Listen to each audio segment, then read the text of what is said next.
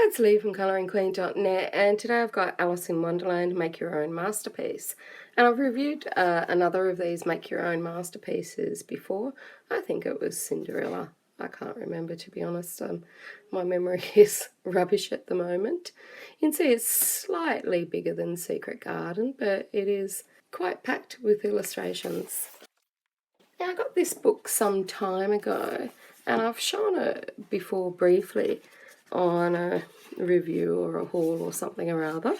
So I review every single one of my colouring books, even though I might have shown them or even though they may have been issued a while ago. Well, with the exception of colouring books that I tremendously hate, which fortunately that's a very small list. And I don't really review my PDFs. I've got quite a lot of PDFs. And the reason that I don't do that is I do like to present them coil bound, etc. for the review, and you know that can work out a little bit troublesome and expensive for so many PDFs. So I'm a little bit behind on the PDFs only because of the printing issue, and usually I buy them to print out on my own paper rather than to review. So saying all of that, why am I gabbling on? Well, the reason for that is that when I bought this book, to be honest, I really didn't like it. And I love Alice in Wonderland, so that was a little bit disappointing. But then, you know, like a fine wine that you put away for a while, when I've looked at it again, I actually do like it. So it's funny how, you know, different moods, you might be having a bad day or a bad experience and you just don't like a colouring book. And I was, very disappointed in this one. I just didn't like it at all. And then you come back to it and, you know, it's a friend again. So what can I say? So now I appreciate it and I'm seeing it in a different light. The textural elements that I first didn't like, I now like and can see how to use them. So it's just interesting. I don't know if anyone else is the same as me, but I go through, you know, I'm such a little moody person, go through these little moods of I don't like it, I love it, I don't like it. With some books, you know, some I just love at first sight, but some of them I'm a bit moody about. And then it surprised me that I liked it today, so I guess that's a reflection on just, you know, how we change or the different moods that we're in and whatnot. But now the things that I didn't like the hatching, etc., now I do like. So, I don't know. But I've always loved the Cheshire Cat. I think he's super cool, so I love seeing the Cheshire Cat in Alice in Wonderland books. And it's nice that the illustrations are on single pages.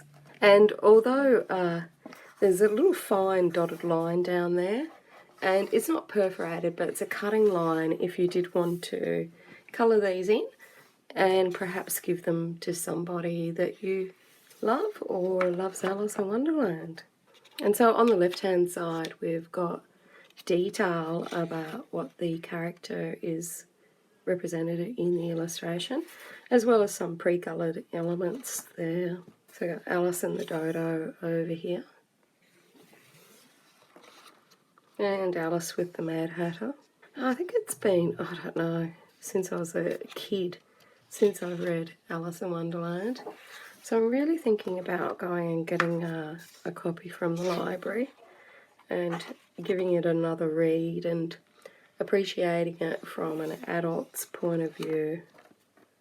Because there's some books that I love, you know, rereading from childhood, like To Kill a Mockingbird, for example. I love reading that. And I'd love to get my little set of Beatrix Potter, Peter Rabbit books that I had when I was a kid and reread those.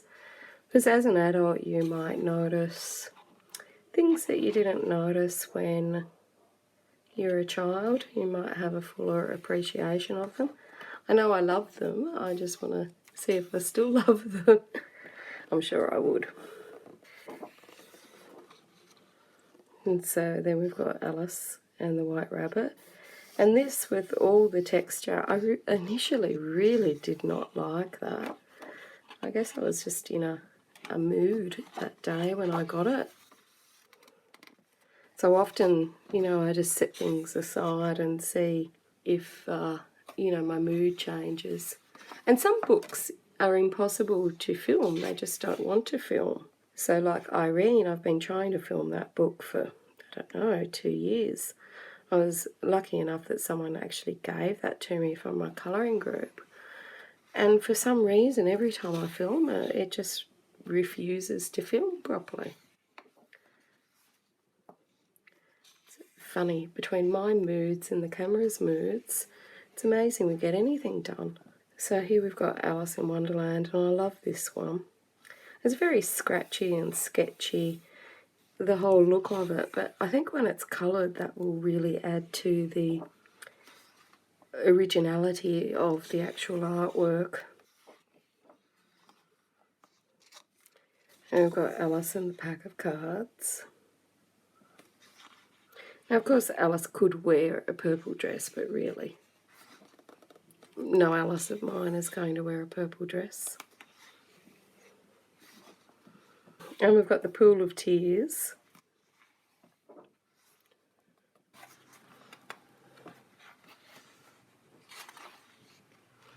Now this one seems to be missing quite a lot over here, but I'm not really a fan of all the white space there. I much prefer this illustration. Now if you're good at backgrounds, of course you would love all that white space, but to me it looks like it's missing something. I like these ones where they're more scenes. It'd be a lovely book to colour and give to somebody, or even just cut out the pages on that guideline, which is on some pages it's virtually non-existent, and on others you can actually see it. So, do you know what? I tell a lie.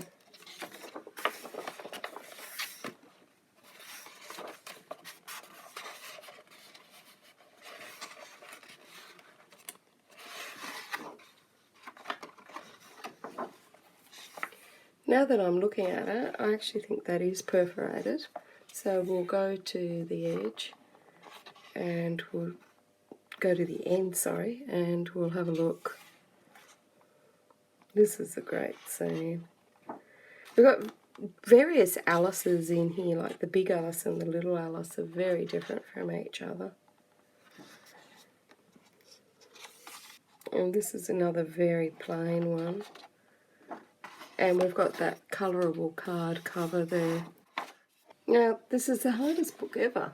It looks like it's perforated. You can see really faintly that there's a line there, but it's not tearing like it's perforated. So I'm thinking that it's just a cutting line, because it's not pulling apart and tearing out. So it's a little bit confusing because it's such a fine line. Need your glasses on to look at that perforation line.